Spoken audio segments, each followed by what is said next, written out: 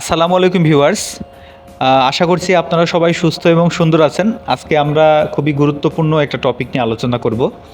আজকে আমরা effluent treatment plant অর্থাৎ ইটিপি নিয়ে কথা বলার চেষ্টা করব। আমরা ওভারঅল একটা ইটিপি প্লান্টের বেসিক কিছু আইডিয়া নেওয়ার চেষ্টা করব এবং সেই সাথে লেটেস্ট যে ইটিপি প্যারামিটার 2023 সালের সেই প্যারামিটার সম্পর্কে জানব। তো দেরি না করে চলুন শুরু করা যাক। ভিউয়ার্স, প্রথমে আমরা ইটিপি প্লান্টটা কী এবং ইটিপি প্লান্টটা কেন ব্যবহারের বিষয়টি একটু ক্লিয়ার হয়নি। ইটিপি হচ্ছে এমন একটা ব্যবস্থা বা এমন একটা প্রক্রিয়া যার মাধ্যমে ফ্যাক্টরির বজ্র পানিগুলোকে বা বজ্র পদার্থকে পরিশোধন করা হয় এবং এটাকে ব্যবহার উপযোগী গড়ে তোলা হয় এবং পরবর্তীতে এগুলো পরিবেশে ছাড়া হয় যাতে করে পরিবেশের কোনো ক্ষতি না হতে পারে।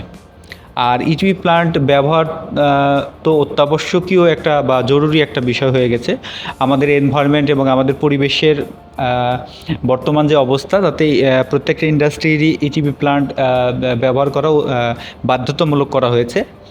সাধারণত দৈনন্দিন আমাদের শিল্প বিপ্লবের প্রসার ঘটছে এবং দিন দিন বিভিন্ন শিল্প কারখানা তৈরির ফলে বিভিন্ন শিল্প কারখানার যে বজ্রগুলোর পরিমাণও বাড়ছে এবং এই বজ্র যাতে সরাসরি আমাদের পরিবেশের উপর কোনো ইফেক্ট ফেলতে না পারে সেজন্য মূলত ফ্যাক্টরিগুলোতে ইটিপি প্লান্ট ব্যবহার করা হয় যাতে করে আমাদের পরিবেশ কিছুটা হলেও ভালো থাকে। এছাড়াও এই দূষিত পানিগুলো আমাদের জীববৈচিত্র্যে যেন কোনো বিরূপ প্রভাব ফেলতে না পারে এক্ষেত্রেও ইটিপি প্লান্ট একটা গুরুত্বপূর্ণ ভূমিকা পালন করে। ভিউয়ার্স, এখন আমরা ইটিপি প্লান্টের শ্রেণীবিন্যাস বা প্রকারভেদটা একটু দেখে নিই। আর সাধারণত ইটিপি প্লান্টকে 4টি ভাগে ভাগ করা হয়। এক chemical biological plant, second chemical plant, third biological plant এবং ফোর্থ ইলেকট্রোকোয়াগেশন প্লান্ট।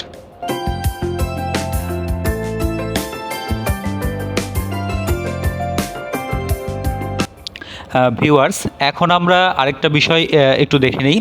আমাদের দেশে সাধারণত যেই ফ্যাক্টরিগুলো রয়েছে সেই ফ্যাক্টরিগুলোর বজ্রের ধরন অনুযায়ী বা সাধারণত সেই ফ্যাক্টরিগুলো কী ধরনের বজ্র পদার্থ হয় ওই ফ্যাক্টরিগুলোতে, এই ধরন অনুযায়ী ফ্যাক্টরিগুলোকে আবার 4 ভাগে ভাগ করা হয়েছে। আপনারা স্ক্রিনে অলরেডি দেখতে পাচ্ছেন। ফার্স্টে আপনারা দেখছেন গ্রিন ফ্যাক্টরি।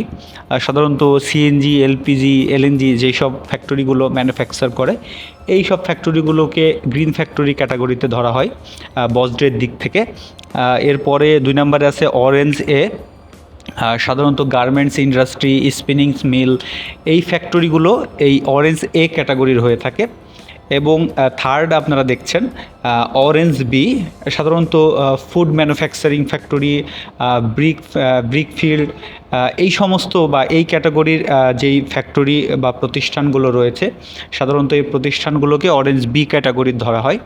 এবং সর্বশেষ ফোর্থ যেটা দেখছেন red factory, drawing industry, cement industry, pharmaceuticals industry এবং কেমিক্যাল ইন্ডাস্ট্রি এই ধরনের ফ্যাক্টরিগুলোকে সাধারণত রেড ফ্যাক্টরি হিসেবে ধরা হয়। এবং এই রেড ফ্যাক্টরিতে সাধারণত যে বর্জ্যগুলো তৈরি হয় এগুলো পরিবেশের জন্য খুবই হুমকিদায়ক বা খুবই ক্ষতিকর হয়ে থাকে। এজন্য এই রেড ফ্যাক্টরির আন্ডারে যেই বা রেড ফ্যাক্টরি ক্যাটাগরিতে যেই ফ্যাক্টরিগুলো পড়ে এদের বর্জ্য ব্যবস্থাপনার ওপরে একটা বিশেষ দৃষ্টি গভর্নমেন্টের সবসময় থাকে। ভিউয়ার্স, এখন আমরা ইটিপির স্ট্যান্ডার্ড প্যারামিটার্স নিয়ে আলোচনা করব।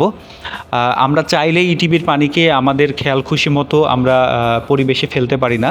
তার জন্য গভর্নমেন্ট আমাদেরকে নির্দিষ্ট একটা আইনের মাধ্যমে একটা প্যারামিটার্স দিয়ে দিয়েছেন। আমরা সেই প্যারামিটার্স ফলো করেই ইটিপির পানিটি পরিশোধন করে থাকি। তো আমরা সেই প্যারামিটার্সটা এখন দেখি। আপনারা অলরেডি স্ক্রিনে প্যারামিটার্সটি দেখতে পাচ্ছেন। আপনারা এখানে প্রথমে পিএইচ দেখতে পাচ্ছেন। এই পিএইচের স্ট্যান্ডার্ড ভ্যালু হচ্ছে 6 থেকে 9 পর্যন্ত। তার মানে আপনি যেই আউটলেটে ইটিপির যে পানিটা ফেলবেন বাইরে এই পানিটির পিএইচ 6 থেকে 9-এর মধ্যে থাকতে হবে। ভিউয়ার্স, আপনারা যদি আরেকটু খেয়াল করেন, এখানে দেখবেন আনট্রিটেড ওয়াটার নামে যে রটা আছে, এখানে ইনলেটে যে পানিটা ঢুকছিল সেই পানিটার পিএইচ ছিল 10.1, এটাকে ট্রিটমেন্ট করার পরে 8.2-তে আনা হয়েছে এবং তারপরে এটাকে ডিসচার্জ করা হয়েছে। আপনারা প্রত্যেকটা রগুলো একটু সুন্দরভাবে দেখে নেবেন।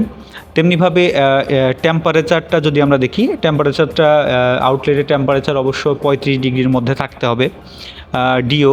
ডিজলভ অক্সিজেন যেই প্যারামিটার্সটা আছে, এটা 4.5 থেকে 8 মিলিগ্রাম পার লিটারের মধ্যে থাকতে হবে। বিওডি 30-এর নিচে থাকতে হবে।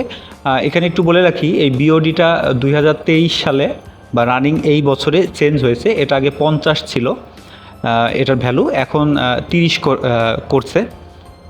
সিওডি 200-র নিচে থাকতে হবে বা 200 থাকতে হবে। টিডিএস 2100 থাকতে হবে এবং টিএসএস 100 থাকতে হবে। এই টিএসএসও 1997-এর অ্যাক্ট অনুযায়ী 150 ছিল, 23-এর আইনে এটাকে 100 করছে।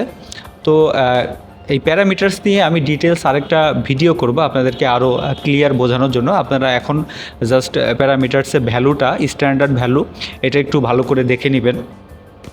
ভিউয়ার্স, আপনাদের বোঝার সুবিধার্থে আরেকটু বলে রাখি, আপনারা রেড কালারের আনট্রিটেড ওয়াটার নামে যে রটা দেখছেন, এই রটা মূলত এই রের যে প্যারামিটার্সটা, এই প্যারামিটার্সটা মূলত আপনার ইটিপির ইনলেটে যে বজ্র পানিটা প্রবেশ করতেছে ফার্স্টে, সেই পানির প্যারামিটার্স।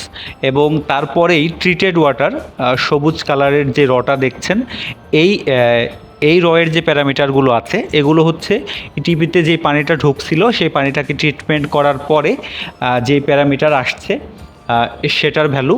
এবং লাস্টে বাংলাদেশ স্ট্যান্ডার্ড ইসিআর 2023 যেটা লেখা আছে, এটা হচ্ছে আপনার স্ট্যান্ডার্ড ভ্যালু। আপনাকে এই ভ্যালুর মধ্যে রেখেই আপনাকে ইটিপির পানিটাকে ট্রিটমেন্ট করতে হবে। এই ভ্যালু কখনোই ওভার হওয়া চলবে না। এই ভ্যালুর মধ্যেই আপনাকে ইটিপির পানিটা ট্রিটমেন্ট করে আপনাকে সেটা পরিবেশে ছাড়তে হবে। ভিউয়ার্স, ভিডিওর মধ্যে আমি আপনাদেরকে বলেছিলাম যে ইটিপির স্ট্যান্ডার্ড প্যারামিটার্সগুলো 2023-এ 2টা প্যারামিটার্স আপডেট হয়েছে।